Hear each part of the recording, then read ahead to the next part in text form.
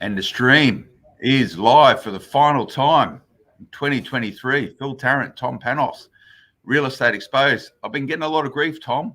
For some reason, these days, people think I know a lot about property. And it's because I've been hanging around with you because you're the most famous man in property in Australia. So they seem to somehow think that I know you and therefore I must know about real estate. But I've been getting a lot of heat, mate. People are disappointed in us, disappointed that we've been pretty humdrum this year with Real Estate Exposed. We've only done a couple of special editions, today being one of them, the 2023, the real estate market, mortgage market in review. But we have a news flash, Tom. We're back and we're going to be bigger and better in 2024. 100%, 100%. We're going to sit down and have a planning session to work out the correct date and time.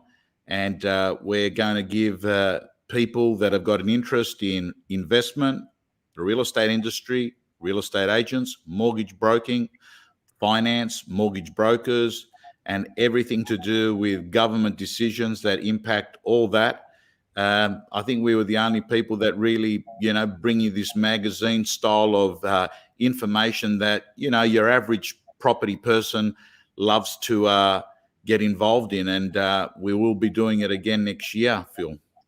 We will be doing it next year. I do look forward to it. I do enjoy catching up, Tom, and I do learn a lot from you and your informed commentary, which I get coming through my social media feeds. If you're not following Tom Panos, you're probably missing out quite a lot because I dial in every single Saturday arvo, and that's where I get my information around what's happening in the market, and then I badge it up and regurgitate it and claim it as my own because I do steal a lot of Tom's ideas. He knows that, but he's okay with that because it's all about sharing the right information. One of the biggest issues we have in today's modern media landscape, Tom Panos, is disinformation and misinformation. And you see more than any other market than real estate because people are making big buying decisions based on information they think is factual and right and relevant and practical and in line with where the market is right now. And people keep making mistakes, Tom, in real estate. That's what keeps us in a job.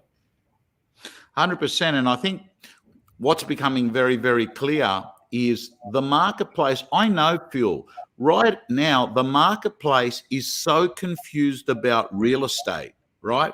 Because on the one hand, they're hearing we have a housing problem, prices are out of control, we're never going to be able to afford to buy a home, we've got to get on top of prices.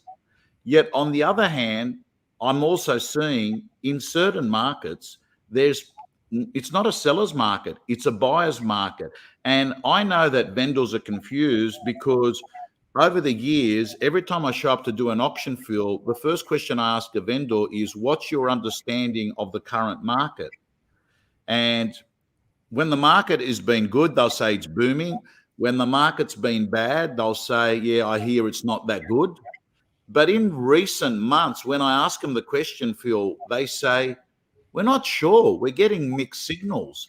And I think more than ever, agents and mortgage brokers have got an audience that's dying to hear what they've got to say, right? And I think, Phil, you are right. I think if you were to look at mainstream media that is in the business of selling ad space to companies, they know shock jock, lead magnet talk is what gets them going. And that's why you'll always open up a paper on the weekend to actually hear about some house in Coogee that sold for 1.3 million over reserve that was derelict, that couldn't be lived in, or you'll hear about some incredible result. But in that day, Phil, there are a lot of people that are vendors that have not sold their property at the price that they want. There's a lot of people that,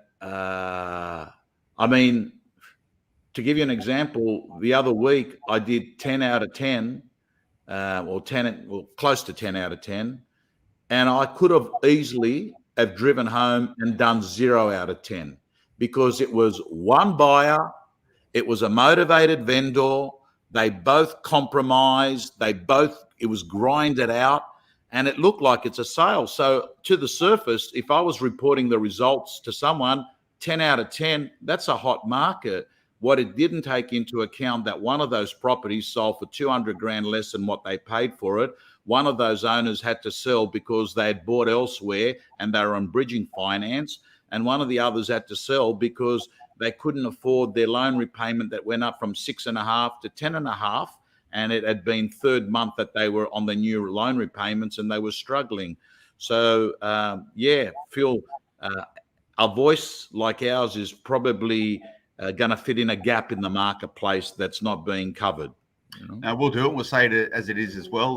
We're not scared of pulling our punches, Tom. We'll say it as it is, and that's why we call this Real Estate Exposed. This installment being the year in review. Look forward to more of me and Tom over 2024. But Tom, I've got some points here that we've worked up to give us a bit of structure to our discussion today. We've got about half an hour or so, and we'll get through them. We're going to talk about the resilience of the Perth market. We're going to be talking about interest rate rises. We're going to be talking about a two-speed market, those with buying with mortgages and without mortgages.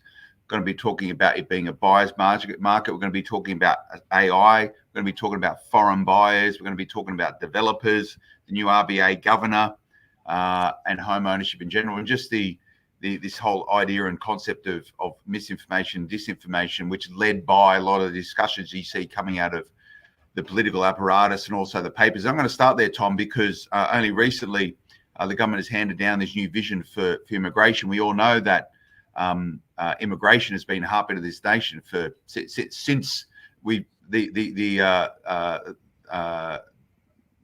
POMs arrived here in Sydney Harbour 200 plus years ago, noting that we have had people on this nation for 40,000 plus years.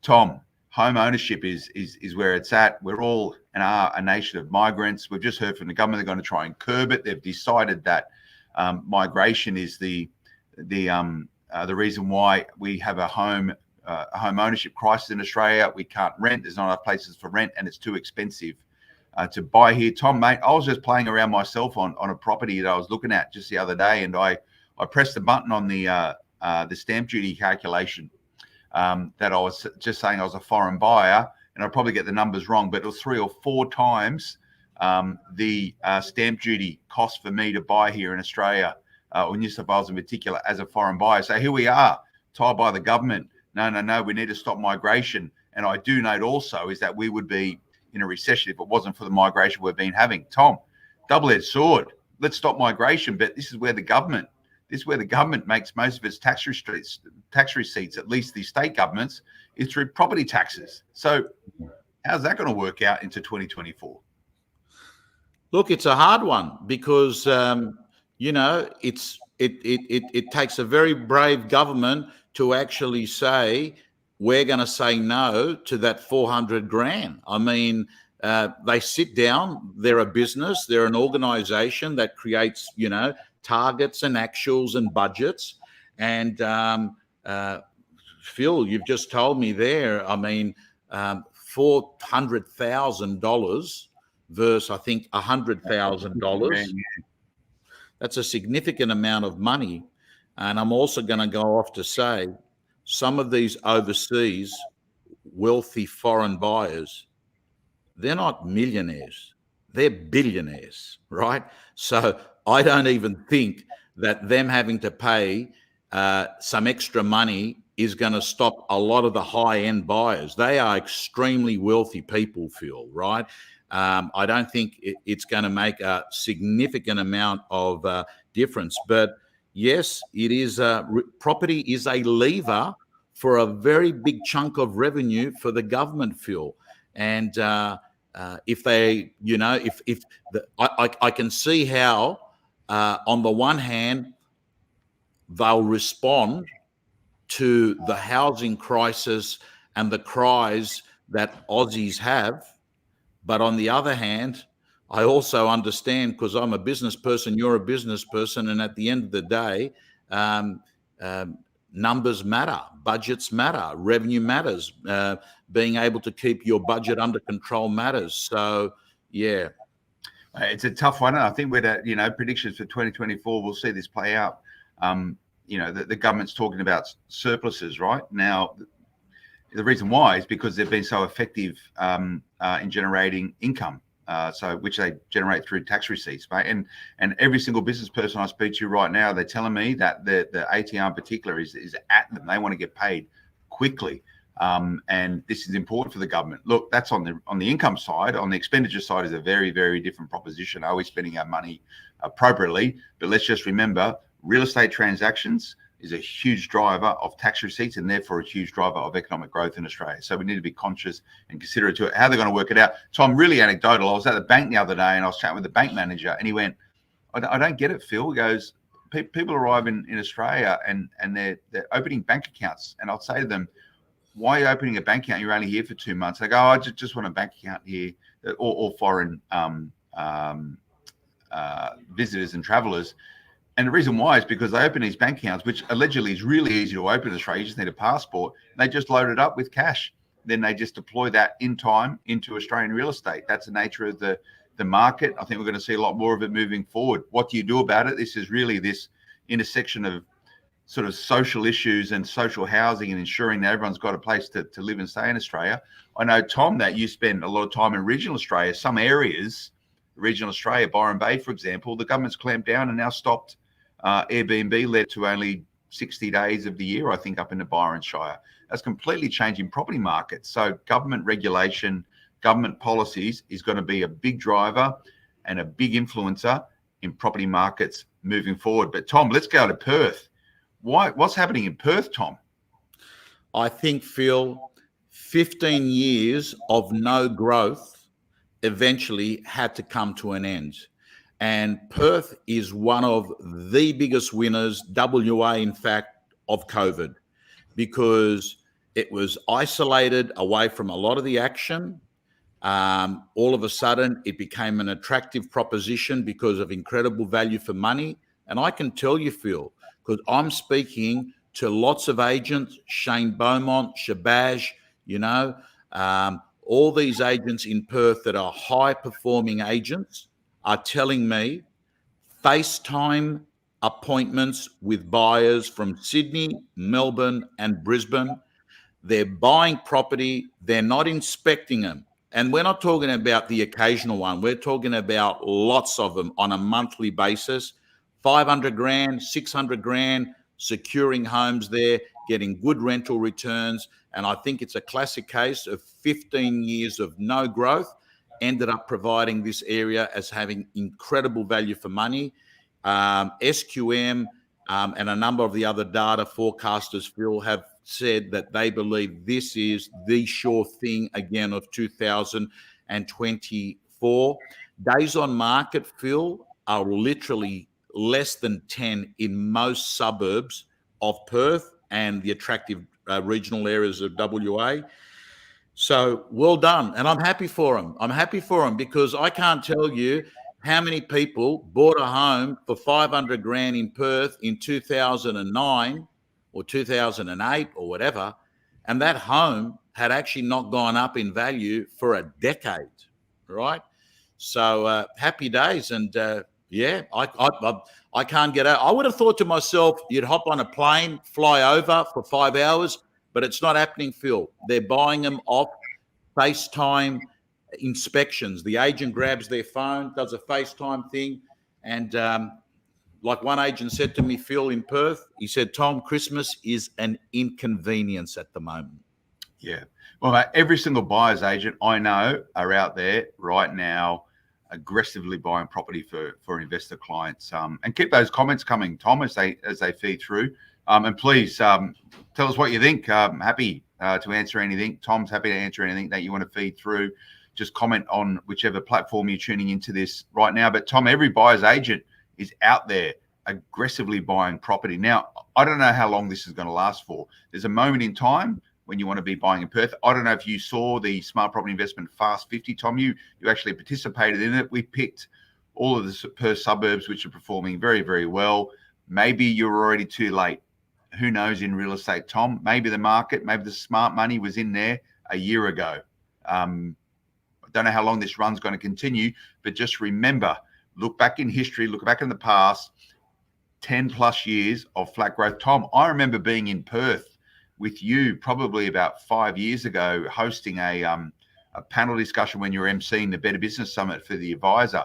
And I did a panel with the real estate markets. I've never seen anything like it. Just their body language. They were browbeaten. Yeah. They were browbeaten. You could hardly get anyone to turn up to come and talk about it because it was so tough, that marketplace. So they're walking around. They've got a spring to their step right now. Hope the agents are making hay making money while the sun's shining, Tom, out there? They buoyed? I think, Phil, I went there 2 weeks ago, copped COVID. Perth was going through another COVID wave, copped COVID again while I was there. But this time it wasn't long COVID. It was gone in a week. But there's a spring in their step, Phil. I mean, I went there with the agenda I've been teaching agents in Sydney and Melbourne this year, which is how to put deals together and how to get vendors to accept the reality of the market in markets that prices have been challenging. And they sort of said, Tom, scrape that off the agenda. We don't need that. You just tell us how to get more listings. If we've got listings, even if they're overpriced, they're selling. All we want to know is, how do we secure more stock? Nothing else matters for us in Perth. That's a big change, Phil. I used to sit there and they used to say to me, Tom, how do we get our owner who wants 800 to accept 600? That's what they wanted. So the landscape has changed. And yes, there's a spring in their step.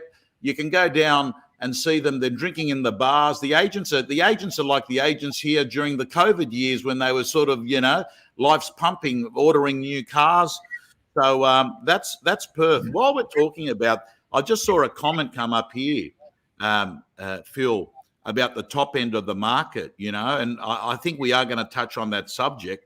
And we're not going to go through suburb by suburb, but to answer Andy's comment here, will the top end of the markets of 2024, what will they do? Example, Balgala. I don't think, Phil, it matters where it is. The top, what became clear to me this year, Phil, is apart from the Perth market being so clearly different to others, I started to identify there's another market in real estate which we never really thought about, and that is the mortgage market versus the unmortgaged market. I mean, there's a large group of people that are over the moon about rates going up. And the reason why is they own $10 million of real estate. They've got $2 or $3 million sitting in cash. They're getting 5-6%. With no risk in term deposits. They're probably the biggest contributors to inflation because they've got money. So they're spending it on travel. They're spending it on cars. They're spending it on restaurants. They're spending it on, well, the Reserve Bank chief reckons they're spending it on dentists and hairdressers, and that's the cause of it all. But as far as I'm concerned, I don't think you've got to be rich or poor to get a haircut or get your teeth fixed. I think they're basic necessities that we all get done. Right now, people are getting them done in the Gaza Strip. They're seeing dentists. I don't think dentists is a luxury, put it that way. So only you could link a conflict in the Middle East with people getting their teeth fixed. I don't know how you do that, Tom. But I don't know how I did it either. Well, there's got to remember, right? A third of Australia rents. A third of Australia has a mortgage on their home and all their property investors, and a third of Australians own their homes outright. And this is the way it works. And this is one of the biggest criticisms, Tom, of the how the RBA is approaching inflation is that they've jacked up rates 13 times since that rate cycle started last May. And it's only impacting part of the market. People with cash and savings, they're very, very happy because rather than getting 0.01% on their money sitting in a bank account, they're now getting 5 and 6%.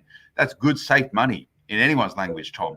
And those people who do have cash and have mortgages are offsetting it. And we'll have a chat about this interest rate cliff in a moment, Tom. But it's a very, very tough market at the moment.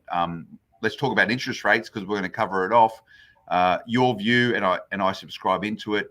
That November, the Melbourne Cup rate rise is probably one that's slowed everything right down. I think you may see another one in Feb. I'm not too sure. If they do that, I think that'll be the straw that breaks the camel's back. But Tom, the market is strong irrespective. A lot of people still have savings. The money sitting in offset accounts, reducing people's interest repayments is still huge. People have been able to absorb these rate rises despite the fact that we're coming off, a lot of people coming off fixed rates at a point in time. So there is this still inflationary pressures driven by a portion of the population who it's heady days for.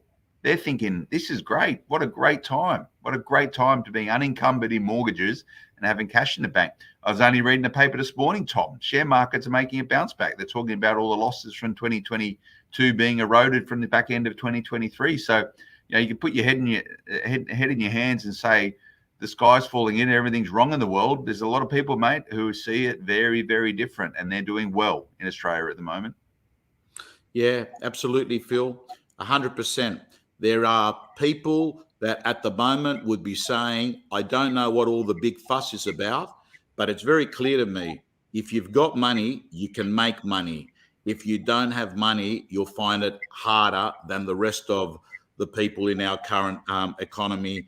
But Phil, you're spot on. We're noticing in certain markets, there's a buyer's market, certain price points, but in that higher end of the market, there is no indication whatsoever that there is going to be a softening because the depth of buyers. I mean, here's a simple fact: there are more millionaires coming to Australia than any country at the moment. So they're finding it attractive in this country. Why are they finding? Phil, why is the world finding Australia more attractive? Why would a millionaire that's living in another country that can migrate to another country pick Australia? Let's talk about that for a moment. What makes Australia so attractive?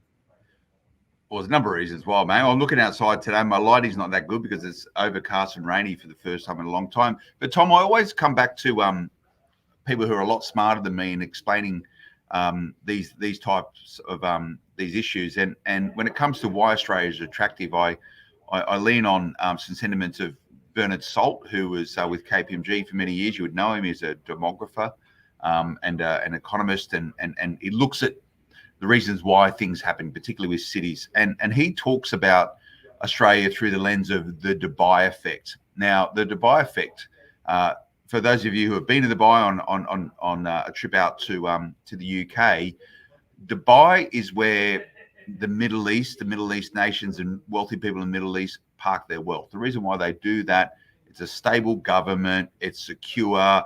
Dubai's world liked. It gets on with all its partners and its nations, irrespective of the conflicts and the issues in the Middle East. It's an honest broker that sits in the middle and encourages a lot of commerce and a lot of economic activity. It gives tax incentives for people to set up there. That's where people park their money. Now, Bernard Salt has a concept of Sydney and Melbourne, Australia in general, being the Dubai effect for the Asia Pacific. So if you drew a border from Afghanistan on the left of the map all the way through to some of the Pacific nations to the right and all in between, the Asia Pacific, the Indo-Pacific, Australia represents the Dubai of the Middle East. This is where Asia Pacific, Indo-Pacific park their money because it's safe, it's secure. We have a stable political system.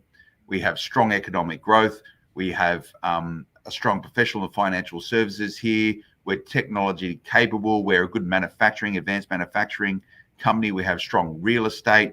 You're not going to blow your dough here. And the likelihood of us having conflict with anyone is very, very low.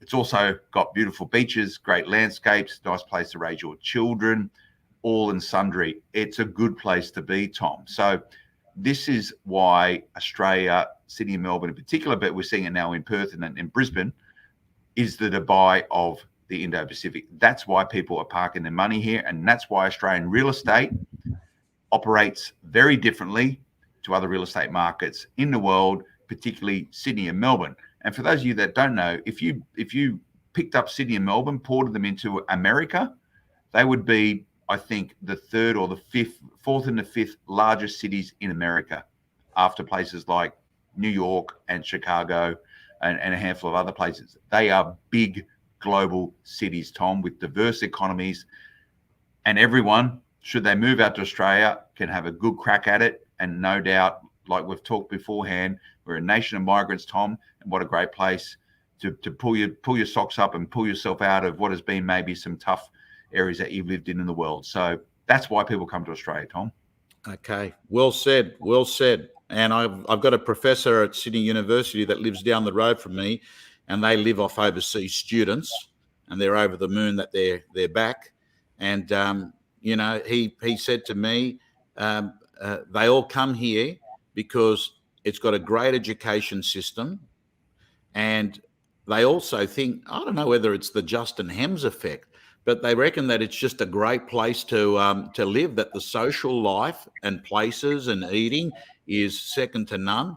I mean, all you've got to do, our oceans, I don't care what anyone says, Phil. You know, I swim in Bali, I've swum in Thailand, I've swum in Hawaii. Mate, Australian beaches are fantastic. Education's great. Like, it ticks all the boxes. But I want to move the subject to this person here, Nick Resbella. I just want to touch on this because anyway, I won't pronounce the last sentence. You want houses to keep going up. Where do you want to reach? Nick is an example and symbolic of a lot of people, Phil, that are frustrated with housing affordability, right? He's an example of it. There are thousands of these people out there. I run across them every day. I see them at auctions putting their head down and walking away disenchanted because they've missed out. I have emails come from people saying to me that they're thinking about leaving this country because they'll never be able to afford to buy a house. That came from someone the other day on my email. So the list goes on.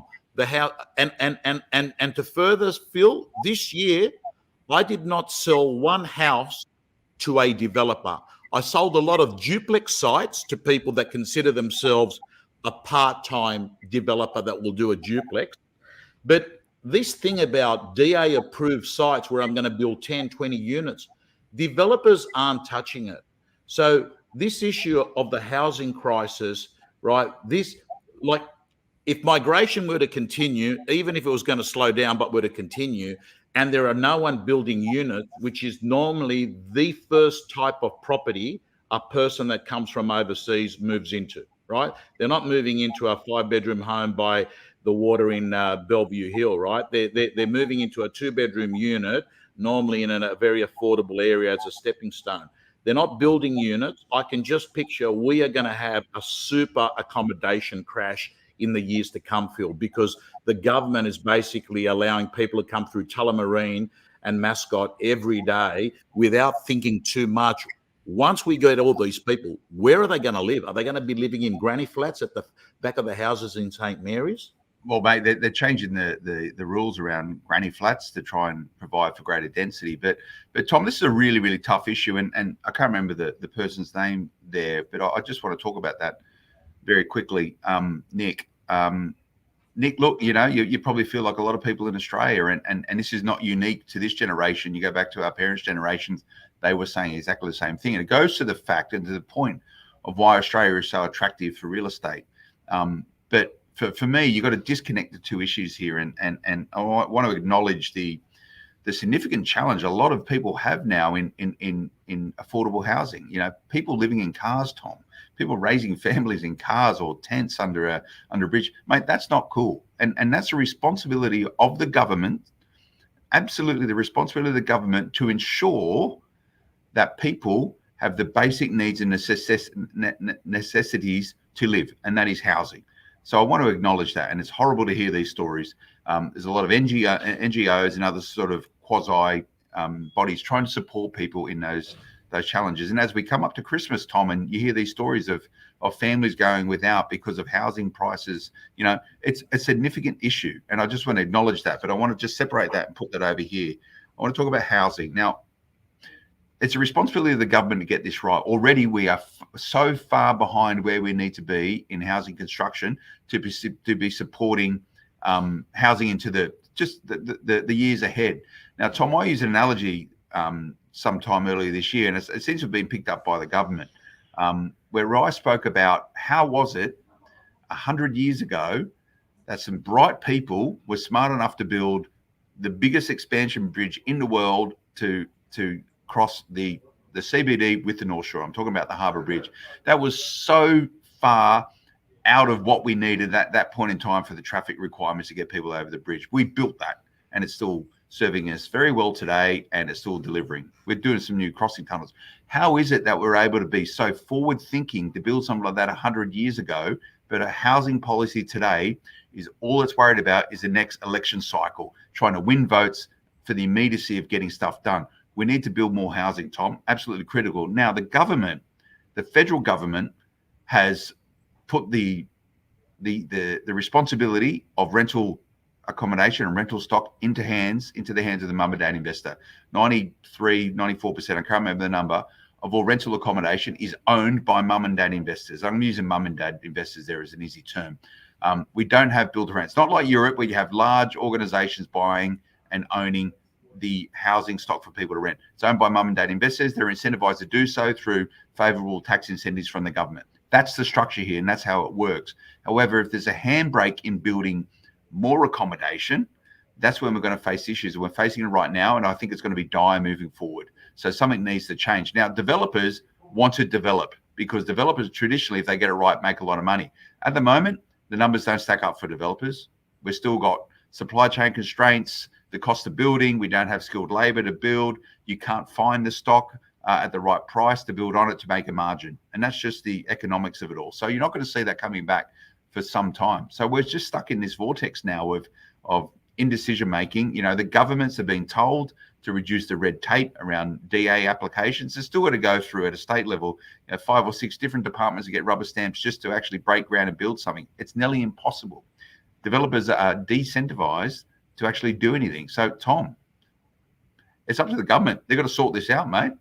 You know, it's the only way that we can get out of this. They've got to have some big, bold, ambitious plans. Someone needs to step up and do something differently rather than just thinking about whether they're going to get re-elected in the next election at their state or federal level. They've got to be thinking about long-term nation building, generational nation building, Tom, and it's not happening right now. Yeah, so Phil, I love talking about this subject because I believe the government, we have to start. I'm not a developer, but a lot of people automatically come to an assumption that if you're a real estate agent, you'll always side with that of a developer. And people see developers as being opportunistic people that try and make money out of buying and selling at a margin, right? I think we've got to start looking in Australia to solve the housing problem and look and want these developers to come forward and see them as friends, not enemies, because they are the ones that will produce stock for people to actually sit in there. So I had a really interesting conversation with a developer in Punchbowl 3 weeks ago. It helped me really understand things from their side, Phil. I had a property in Punchbowl. It was a DA-approved site to build 17 units. And off the top of my head, it was around under 3 million. And there was not a single developer there. And then I noticed one across the road, just watching from a distance. And I went over to him and I said to him, "Do you intend to bid today?" And he goes, "No." I said, "At what price would you all of a sudden be interested?" And I was saying it, Phil, because I had no other buyers. And he looked at me and he says, "I'm not interested at any price." And I said, "How come?" And he said, "I'll tell you how come." He says, "My building materials have gone up by 39 to 42%, depending on the thing. So say 40%. He goes, "In business, after all our overheads, we were always happy to make 20%, 25%, great, 20%. If materials have gone up 40%, we can't make 20%.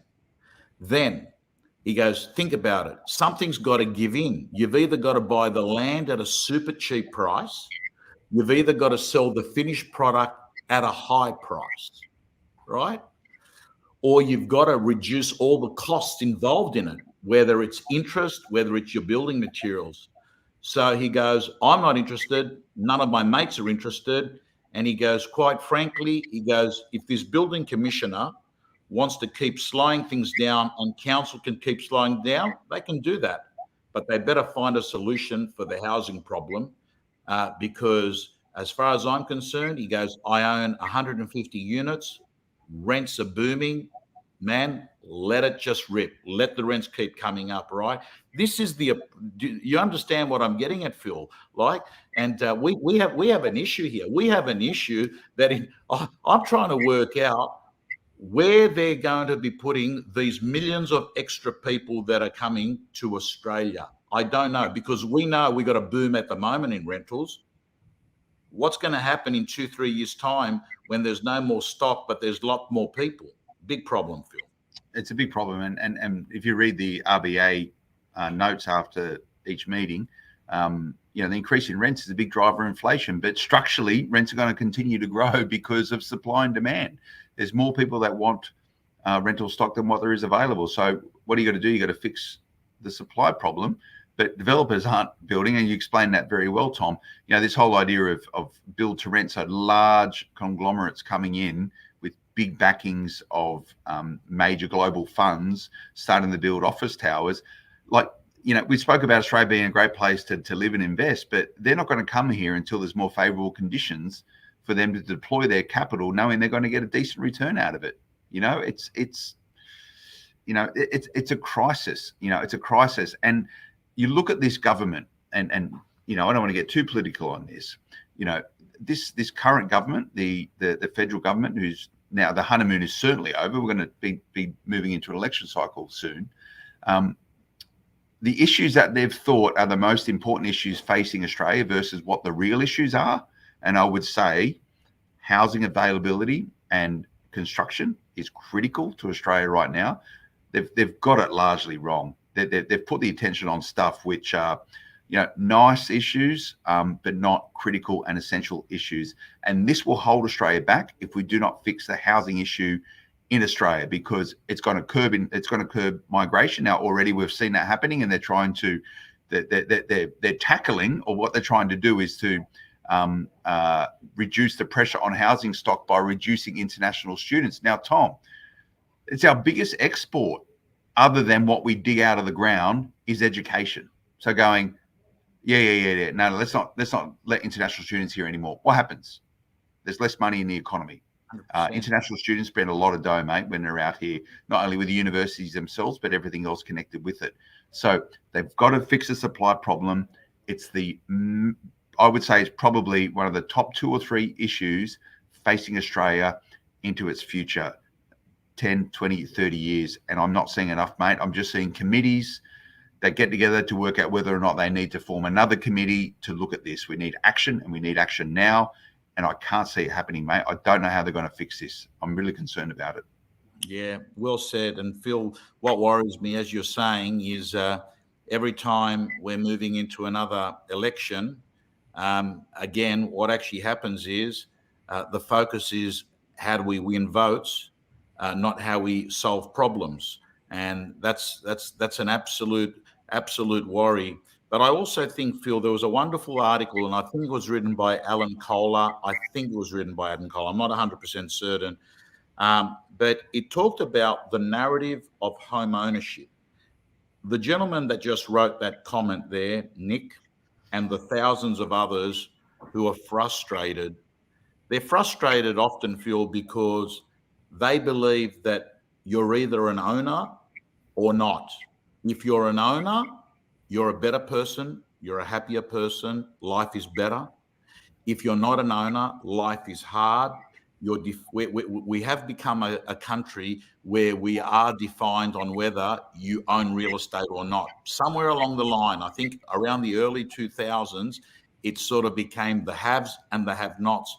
And I think that we might have to also change our view. I mean, Phil, I meet so many people that are highly intelligent people that actually add a lot of value, that are financially doing it hard. And I meet other people that probably don't do a contribution to society, that probably don't solve a lot of problems, but just through the birth lottery or in decisions that they made to where they bought a property, they're multimillionaires, right? So we're becoming a society where success is, were you in a position to have bought a property in Double Bay instead of Minto, right? And this person's worth 10 million and this person is worth 800,000. And then we've also got the other extent where we have certain people that don't have real estate as well and feel like losers. I think we've got to change the narrative. And I don't think it's more than changing the narrative. I think Australia really needs to grow up. I've got a very similar story. I was in a cab this morning. I was speaking to the cabbie, and he went, I had a choice 25 years ago to buy plates for to be a cabbie, and that being an investment, that being my retirement, or buy a place in Croydon. And he went, I bought the place in Croydon, and now I'm a multi-millionaire. And he goes, real estate's been good to him. But Tom, we need to grow up, and it's about, as Australians, we're still a young nation. We're still trying to work it out. We clutch at these these perceived ideas of what makes Australia or Australians Australian. And one of them is this idea around home ownership, and it's a right for everyone to own their own home. Fair enough. And I subscribe into that in some ways, but not everyone is going to be able to afford property in Australia. And we've spoken about all the reasons why our housing market here is going to be operating differently than how it does in other parts of the world. Tom, I think I know the article you're referring to by Alan Kohler, and I think there was a piece in this, and I'm probably going to butcher this, but I'm probably going to get it slightly right. I think he spoke in that story around 50% of Australians now have non-traditional working arrangements. And by that, I think he was referring to people that don't have a 9-to-5 full-time job. So if you imagine half of people in Australia have a 9-to-5 full-time job, and there's another half of workers who work part-time or casually or with gig economy orientated stuff. So these are people who are choosing maybe flexibility and other life choices, as in they want to work when they want to work. They want to have multiple jobs, using platform-based gig economy type work. And then you've got the other half of people who are like me and you, who have full-time traditional jobs, right? And they're both okay. Horses for courses, do what you want. I've got a theory on this, and that is, Tom, you can't do both things at the same time. And by that, I mean, if you want to have flexibility in your life, if you want to go to the beach when it's sunny outside, if you want to spend all your time working on personal development or fulfillment or happiness, whatever that looks like, whether it's yoga or surfing or whatever floats your boat, or you want to travel the world and experience, that's cool. Knock yourself out. If you're going to do that, you're probably not going to be able to own a home, because the banks won't lend you money, number one. And number two, you're probably not going to be able to save for a deposit. So you can't do both of these things. You need to choose one. Eventually, if you choose one, you can move into the second. And then when you do that really well, and that is a full-time job for a long time, you could probably do both again, right? But if you're starting out in property and you want to buy a home, great. You're going to have to compromise certain aspects or elements of your life in order to achieve that. And it's going to be a moment in time. Tom, I did the first one before I did the second one. I spent 10 years traveling the world. I had no money. I was excited when I had enough dollars to be able to buy a beer or a kebab, right? Because I was so skint. But geez, I had a good time. But then I chose the other one, and that was a full-time job, save money, invest in real estate, be able to afford a mortgage and be able to persuade a bank to give me a mortgage. Great. You can't do both at the same time. And this is the mindset shift, I think, Tom, that we need to have about this expectation entitlement of, I want everything and I want to be able to own a home. And it's just not going to work that way. No, I think what you're saying is very valid. I think at some point, if you are going to own real estate in Australia, particularly in the areas that are the higher price points, say Sydney, Melbourne, because let's assume, the truth is, I do think that even if you're not in the market now and you're not on a really high salary, even if you're on 70 grand a year, 2 or 3 years in the workforce would still allow you to buy a home in certain parts of Australia, 500, 400. In some parts, units have not gone up, Phil. You can get units.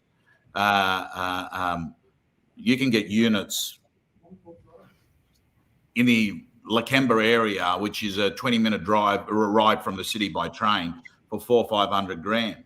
But we're talking about, the people that are disgruntled about not being able to buy where they want to buy. My view is, Phil, that every person that is going to own real estate has to commit to a short period of the grind.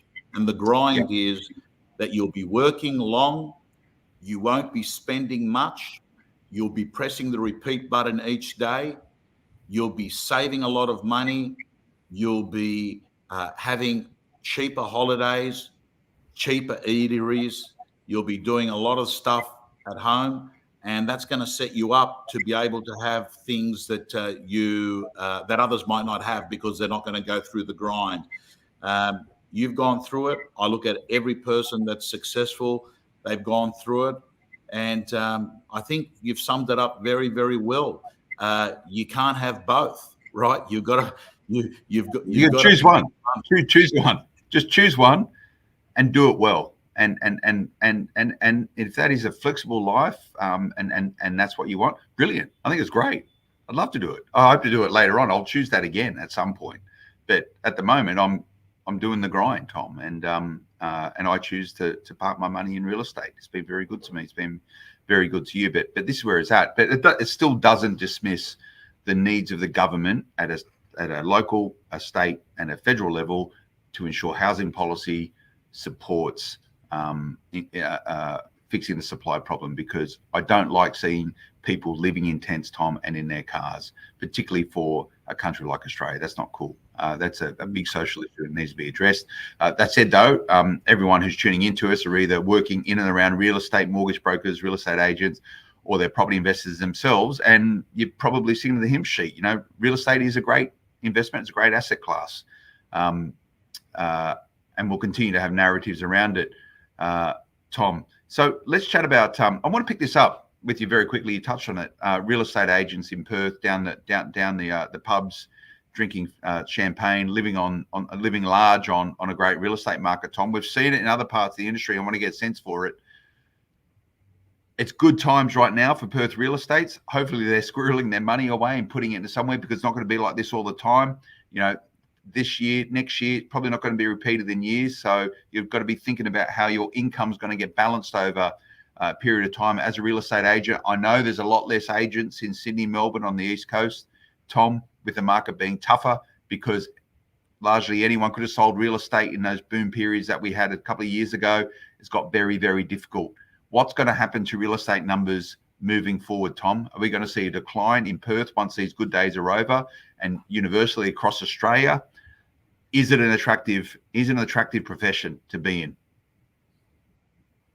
It's the highest paid hard work, and it's the lowest paid easy work, and it's an industry that has a big influx of people joining it when the market is going strong, and it has a big group of people leaving the industry and going back to where they came from, because a lot of people are not born real estate agents. They come from other industries. They come in when things are hot, and then they leave when they're not. Is it a great industry to be in?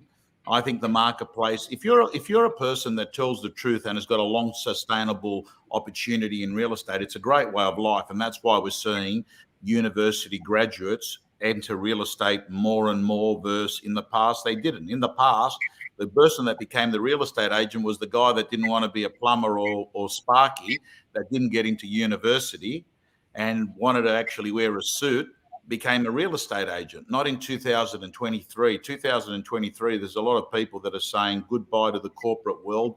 I'm not going to be working in an office tower or sitting in my pajamas on Zoom, having meetings at home, working for some corporation, right? I want to actually run my own business. I can actually get into real estate. You don't have to have an outlay when you're a real estate agent, and you can have uncapped earnings. I think it's a great industry to be in. But I've got to also say to you, Phil, my one-on-one coaching had a very big proportion of people that had moved from what I was calling coaching advice and were looking at more at mental counseling, because you know, it is a challenge. If you don't have a predictable, repeatable income coming in, if you're living the first day of every month not knowing where your next deal is going to come from, and you don't have the luxury, like all your staff there at Momentum Media, they know on the 15th of the month there's money going into their bank account. That's not the life of people that work in real estate or mortgage broking for that. They're very commission-based people. And a lot of them are going away on holidays at the moment, Phil, also aware that they're not going to make a hell of a lot of sales in December and January.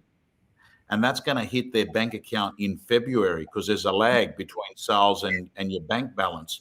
So it's not for everyone, Phil.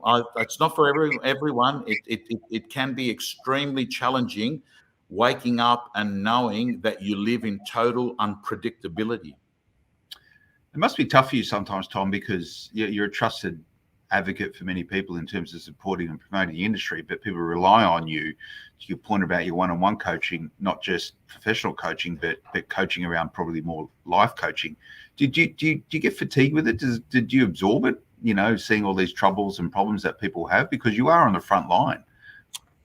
Look, Phil, I do, but I mean, you know, you get you get to a stage where you learn you've got to put an invisible bubble around you, because if you don't put an invisible bubble around you and you are just totally empathetic right from start to finish, you can't be of service to anyone, because they're coming to you because they're crumbling. If you crumble, you're not actually serving them.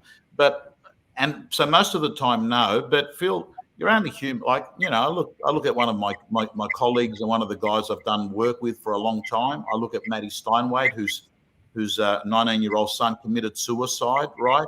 You know, having conversations with agents about things like that, or bad diagnoses, or the breakdown of a relationship. Yeah, I'm only human, and I also can relate to it because of my own health issues. When someone, you know, I'm sitting there on a coaching session, I just really hate hearing someone that's just been diagnosed with some sort of illness, particularly if it's a bad illness. But Phil, and look, to be honest with you, it's not just me in the coaching. I think it's a lot of real estate agents. They take the pain on off their clients as well, and that's very tiring, Phil. Very, very tiring to have a. You know, I had a situation last week where an owner was pretty much selling for $1 million less after their expenses. So they burnt $1 million. You've got to be a ruthless person not to feel the pain of that person, you know? Yeah, and therein lies the skill of the real estate agent. You know, we spoke about it during COVID that accountants were the doctors and nurses for Australian business. In tough property markets, real estate agents play a very similar role, and often the perception of real estate agents are true, but often it's not true, and a lot of them are very sincere and considered people who work with people at some of the toughest parts of their lives in terms of financial transactions that don't work out. You know, they're celebrating, you know, the dichotomy is celebrating the commission received from a real estate transaction, but on the other side of the transaction is someone dusting $1 million, right? Like, it's an uncomfortable relationship sometimes, and we need to acknowledge that. And most real estate agents I know, Tom, are pretty good. The less good ones probably don't use the coaching services of Tom Panos, so they're part of the real estate gym. So you're doing your service to the industry, making better real estate agents, Tom, and you spoke about the challenges of being in real estate, and that would extend out to mortgage broking as well. The uncertainty of commission, it's a tough going. It's a tough grind, and you need to have that resilience around it. Tom, AI must be changing things in real estate. What have you seen this year? What's your predictions of 2024? It is, Phil. It is. I've always taken the approach, don't be the first that jumps in and goes off and changes their whole direction of their life and their business and spends all this money. Let others be the guinea pigs, learn from what's working and not working, because I've seen a hell of a lot of real estate companies jump down the tech path thinking that we're going to have first move advantage, and what they end up having is blood move advantage. They lose the most amount of blood, right? You don't want to be bleeding edge. You want to be cutting edge. AI, there's no question about it. I think everyone should actually have a basic subscription on ChatGPT or whatever platform and start using it. Right at this moment, Phil, I know that there's a lot of agents talking about how they're using AI in real estate. Here's how I see AI helping people. Number one, no question about it, whether it's companies like Nurture Cloud, Reader, any of these AI lead prioritization services, let's call it that. So they get your data and they basically say, this person has a higher propensity of doing something, contact that person first. That's been around for a while now, and I see agents using these effectively. I also see AI being able to help agents produce advertisements for their copywriting in a faster, more efficient way. I'm not seeing and some basic admin tasks. I'm seeing it. I'm not seeing it actually doing significantly more at the moment, but it will be. Whilst we're talking about AI, Phil, I've got to tell you, There's no question about it. TikTok was not a real estate platform in 2022, but it definitely has become a real estate platform in the second half of 2023. So there has been a large group of real estate agents who have set up and now have got content that they're putting out on a daily basis on TikTok, whether it's live auctions, whether it's market wraps. And there's this growing group of people that are using it as positioning themselves as giving people a backstage view, because TikTok does that well. TikTok allows people to get high views by saying, let me tell you these things that the marketplace doesn't want you to know, right? So TikTok is very good at actually giving. But Tom, that's no different to how it's been for years, right? What you're talking about there is giving people distribution and connectivity. You might be able to do a little bit different on TikTok. And the point being, how many buyers are actually on TikTok versus how many people are just watching that for vanity? Who knows, Tom? But it is another social platform. It gives agency to real estate agents to go out there and connect with the marketplace and give a sense for their stories and the endorsement of why people should be choosing them. Facebook's done it, LinkedIn's done it, Twitter's done it. What I would say about TikTok, Tom, is, and this is for all agents and mortgage brokers, be very careful where you create your assets, because algorithms change. Even online, algorithms change all the time. Whether or not TikTok will be banned in Australia, who knows, Tom? There is a lot of continuing issues and questions around the efficacy of it from an ownership point of view, and whether that's compromising other aspects of Australia's sovereignty. Who knows, Tom?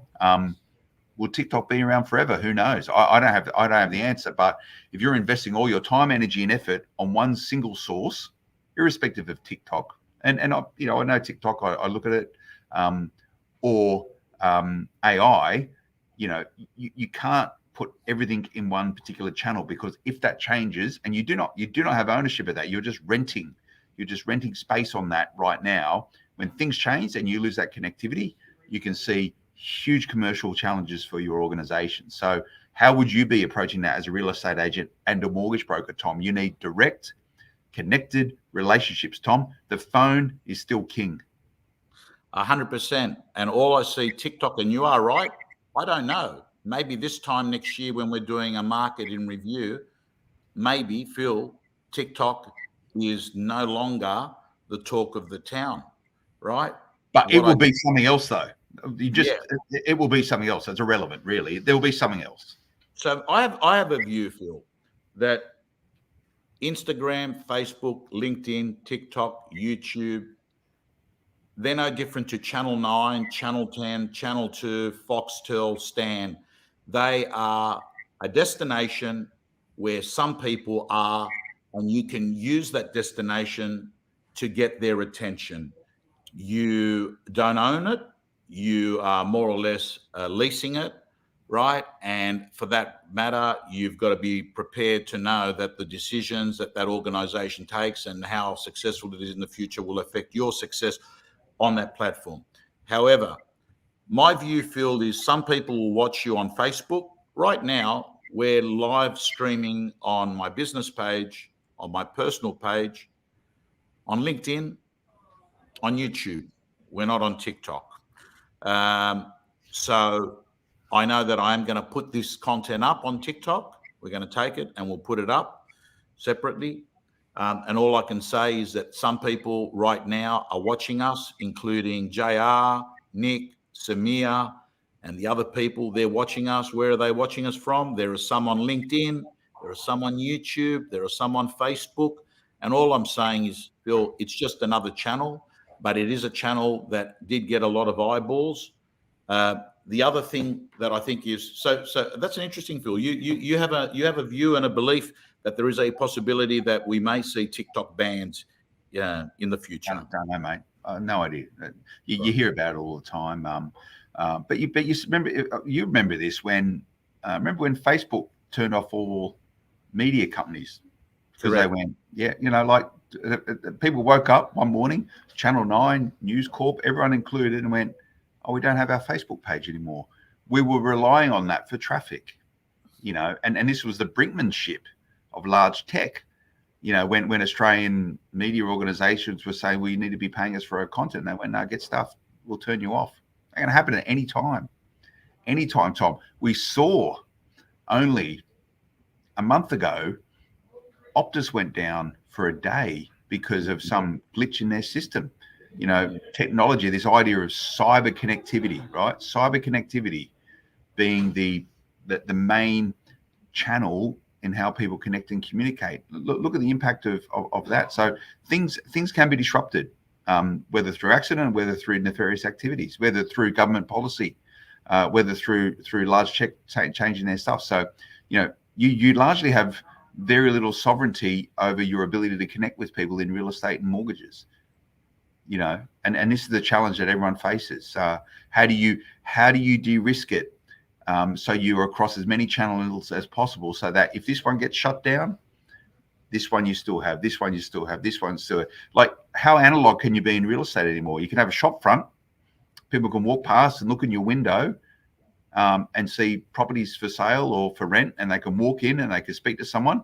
How often does that happen anymore, Tom? Everything is digitized in real estate. Not very often.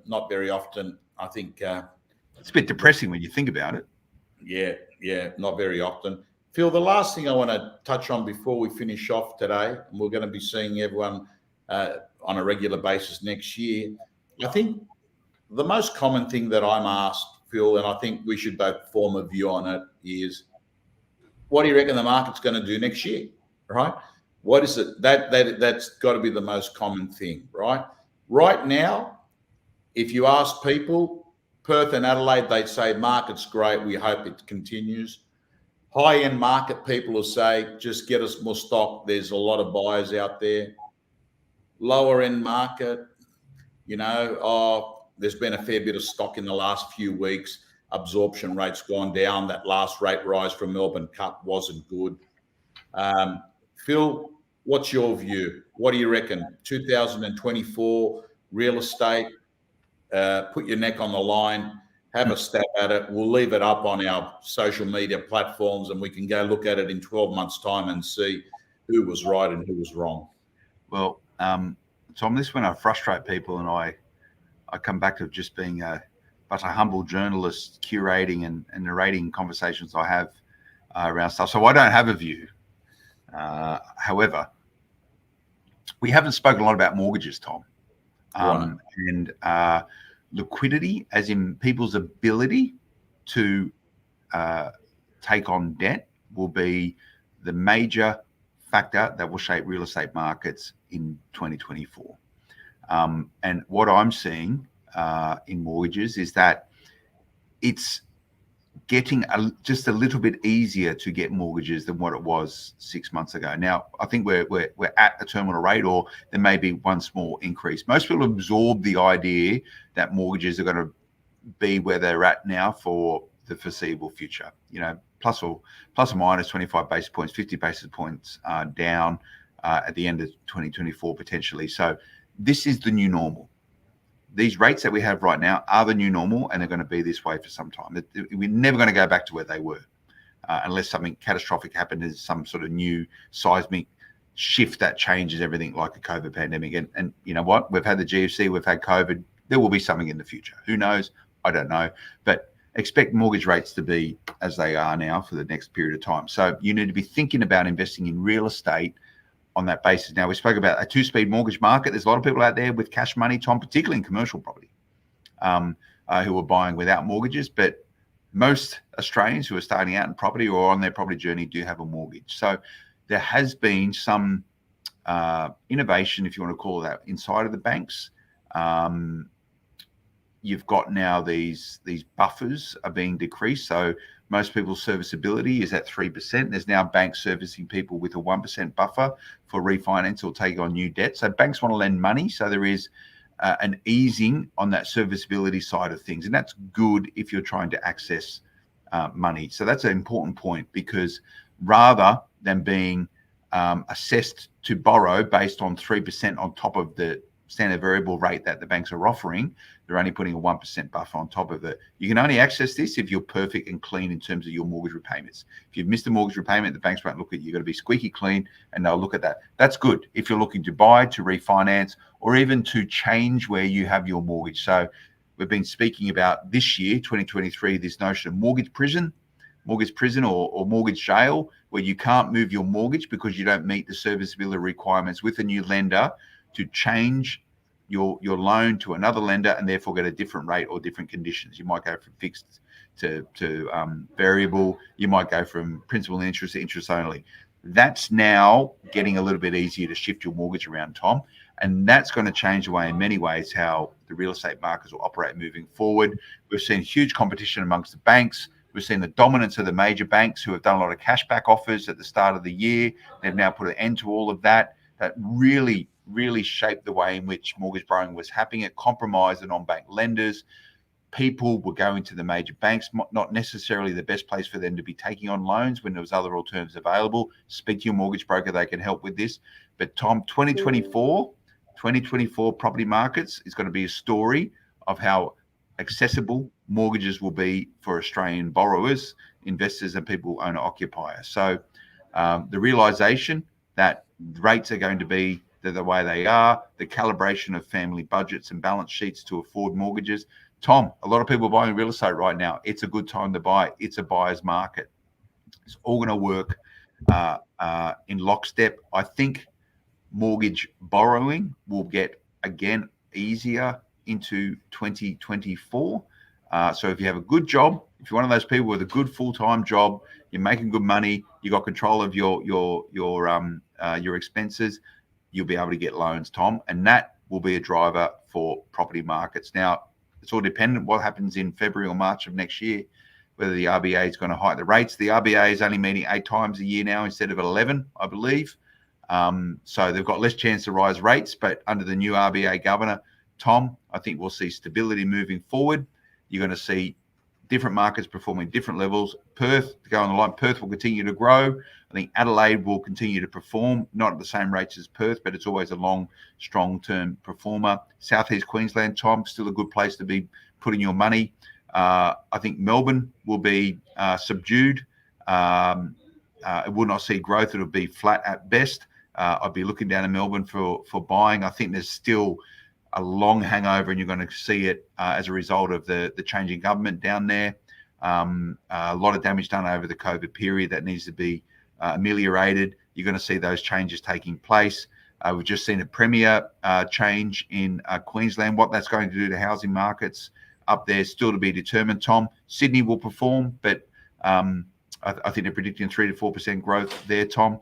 Irrespective, my summary, if you can afford and you're ready to invest in real estate, now is the right time, because it's always the right time to invest in real estate if you've got all your stuff sorted out. That's my view and opinion, but I don't really have a view or opinion on it. Now, well said. Well said. I share a similar view to what you've just said. I think, Phil, it stands to reason. If rates go down, borrowing capacity goes up. Borrowing capacity goes up. Borrowers have got more to spend. They offer more. Owners get their price. At the end of the quarter, you've seen price growth, right? If borrowing capacity drops, which it has, 30% roughly since May 2022, roughly the formula is for every 0.5% rate rise, there's a 5% drop in borrowing capacity. So even if you want to buy it, you physically can't. And what you've more or less said, Phil, that the availability of money, how much, how easy, is going to highly impact what the state of real estate is going to look like in 2024.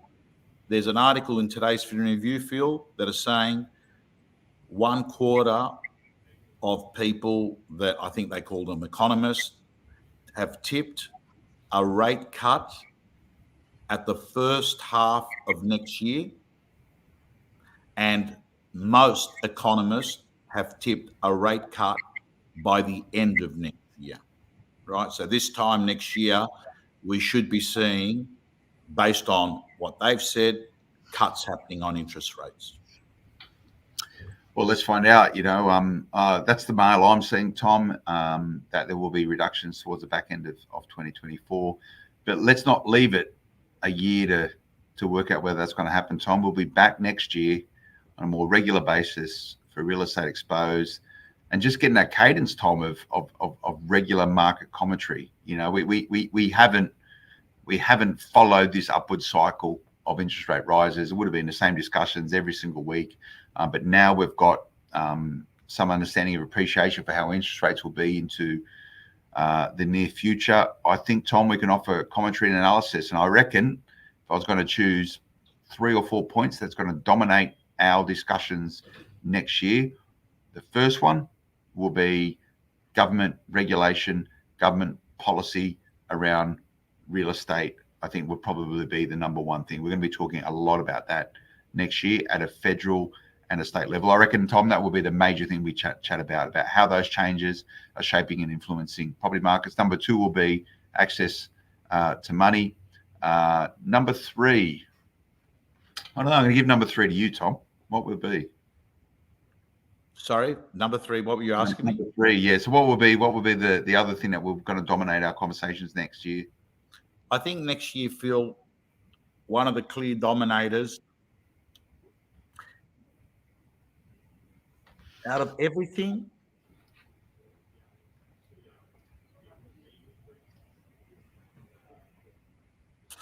I just think I